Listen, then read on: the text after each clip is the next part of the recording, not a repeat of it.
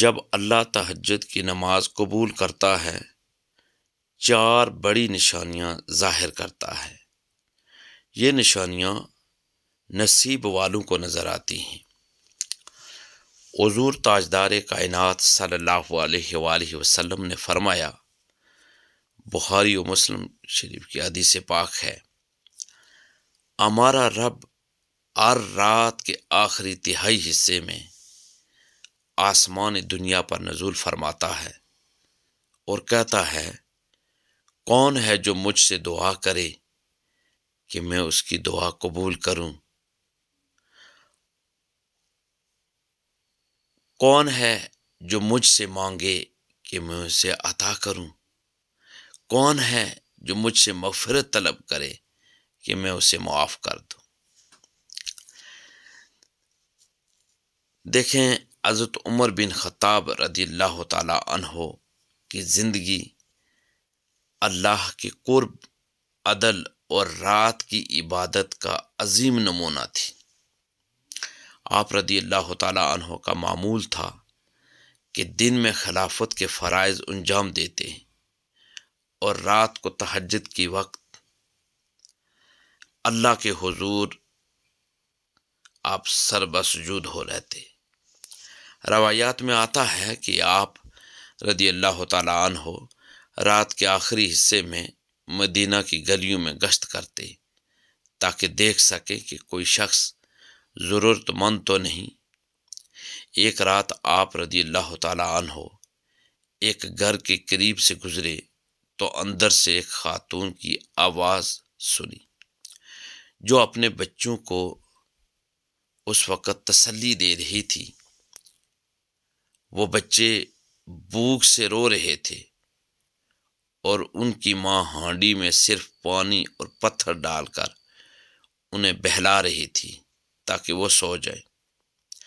یہ منظر دیکھ کر حضرت عمر رضی اللہ تعالی عنہ بے حد غمگین ہوئے اور فوراً بیت المال سے آٹا، گھی اور دیگر کھانے کی اشیاء خود اپنے کندھے پر اٹھا کر اس عورت کے گھر لے گئے۔ جب خادم نے عرض کیا کہ میں لے چلوں تو آپ رضی اللہ تعالی عنہ نے فرمایا، کیا قیامت کے دن میرا بوجھ بھی تم اٹھاؤ گے؟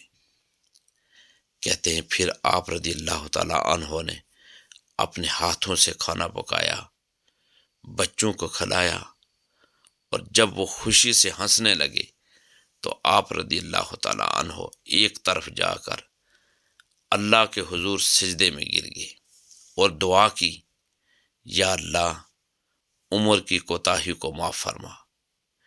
یہی وہ جذبہ تھا جو تہجد کی عبادت سے پیدا ہوتا ہے۔ دیکھیں، بات یہ ہے کہ تہجد گزار کی راتیں اللہ کے حضور گزر جاتی ہیں اور دن اللہ کی مخلوق کی خدمت میں۔ یاد رکھیں کہ یہ تہجد نہ صرف اللہ کا قرب حاصل کرنے کا ذریعہ ہے، بلکہ اس سے دل میں مخلوق کے لیے نرمی اور ہمدردی پیدا ہوتی ہے۔ جب بندہ اللہ کے سامنے جھک جاتا ہے تو اللہ اسے دنیا میں بھی باعزت بنا دیتا ہے اور آخرت میں بھی کامیاب کرتا ہے۔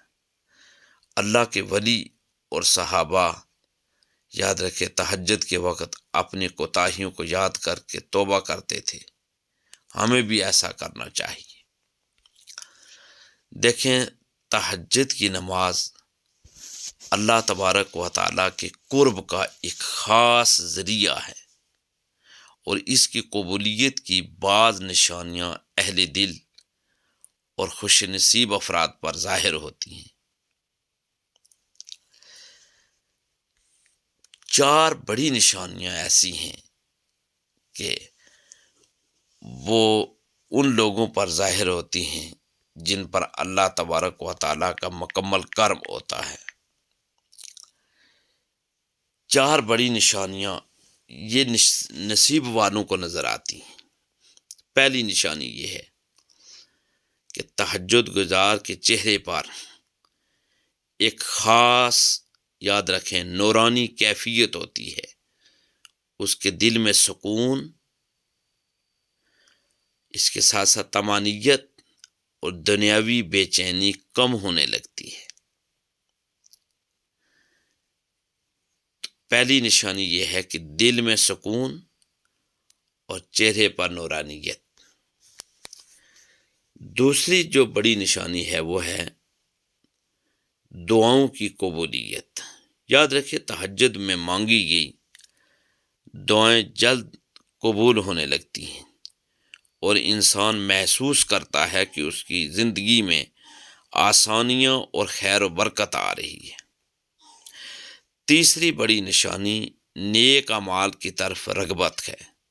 یاد رکھے، تہجد گزار کو نیک کاموں کی زیادہ توفیق ملتی ہے، گناہوں سے بچنے میں آسانی ہوتی ہے اور دل دنیا کے بجائے آخرت کی طرف زیادہ مائل ہوتا ہے۔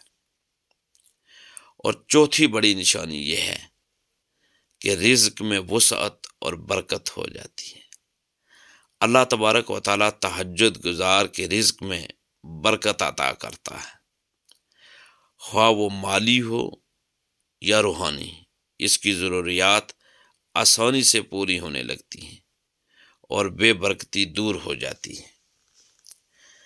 اللہ تبارک و تعالیٰ یہ 4 نشانیاں ظاہر فرما دیتا ہے اس شخص کے لیے جو شخص نماز تہجد باقاعدگی کے ساتھ ادا کرنا شروع کر دیتا ہے۔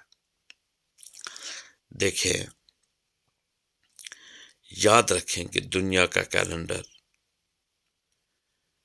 جو ہے، ہم اس پر جتنا بھی کوئی جادو کر لیں، لیکن یاد رکھیں ہم جو لمحہ گزر رہا ہے اس کو واپس، یا جو دن گزر جاتا ہے اس کو واپس نہیں لا سکتے۔ ہماری زندگی گزر رہی ہے اور ہر لمحہ ہماری زندگی کم ہو رہی ہے۔ ہمیں چاہیے کہ ہم اس سے فائدہ اٹھائیں اور اپنی زندگی کو بامقصد بنائیں۔ دن کے وقت ہم مخلوق خدا کی خدمت کے لیے ہر وقت کوشاں رہیں، اور رات کے وقت ہم اللہ کے حضور پیش ہو کر اپنی کوتاہیوں کی معافی مانگیں، اللہ تبارک و تعالیٰ سے نیک کام کرنے کی توفیق مانگیں اور اللہ تبارک و تعالیٰ کے حضور اپنے آپ کو پیش کریں۔ خوش قسمت ہیں وہ لوگ جن کا دل، یعنی جو دن کے وقت اللہ تبارک و تعالیٰ کے مخلوق کی خدمت میں گزارتے ہیں، اور راتیں جن کے پہلو بستروں سے جدا رہتے ہیں اور اللہ کے حضور وہ گریہ و بکا میں گزارتے ہیں، اور رات کے آخری حصے میں وہ اللہ تبارک و تعالیٰ کے حضور پیش ہو کر نماز تہجد ادا کرتے ہیں، اور پھر گریہ و بکا کرتے ہوئے اللہ کے حضور اپنی التجاؤں کو پیش کرتے ہیں۔ یقیناً یہ بڑی خوش قسمتی والی بات ہے۔ اللہ تبارک و تعالیٰ اس عارضی اور فانی زندگی کو ایسے گزارنے کی توفیق ہمیں عطا فرمائے کہ جس سے اللہ تبارک و تعالیٰ اور اللہ تبارک و تعالیٰ کے حبیب حضور تاجدار کائنات صلی اللہ علیہ وآلہ وسلم راضی ہو جائیں۔ دین کی بات پھیلانا صدقہ جاریہ ہے، ثواب کی نیت سے ویڈیو کو شیئر ضرور کیجیے۔ جزاک اللہ۔